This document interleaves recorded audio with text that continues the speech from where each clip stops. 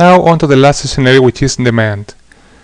Here we have put together all the market information we have available and all the parameters we know to put together the total estimated demand for the US for the current year, say last year or the incoming 2 to 3 years.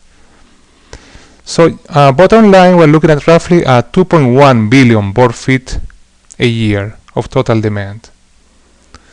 Now you can see this can be broken down by markets. In that we have industrial markets, non-residential markets, new construction, repair and remodeling, and mobile homes or HUD.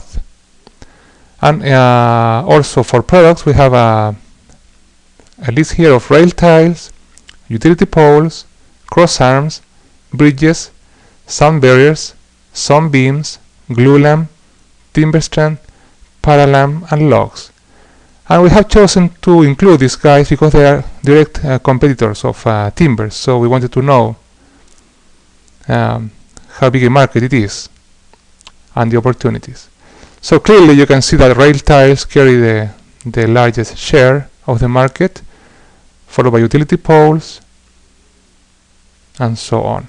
So again, 2.2 billion board feet is the current demand for timbers and engineered wood products in the US.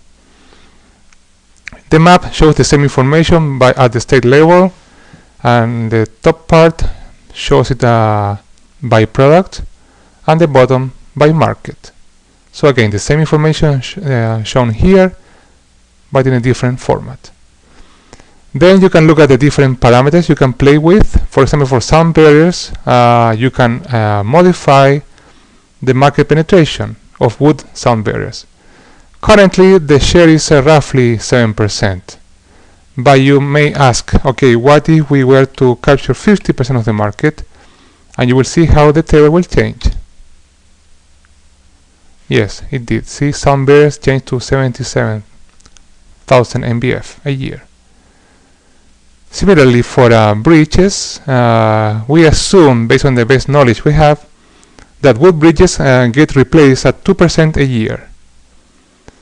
So we have 48,000 MBF a year by using 2%. But let's see what happens if we modify that parameter. Let's go to 100%. We have gone all the way up to 2.4 billion board feet of wood if we were to replace the totality of timbers bridges every year. Thank you very much for your attention.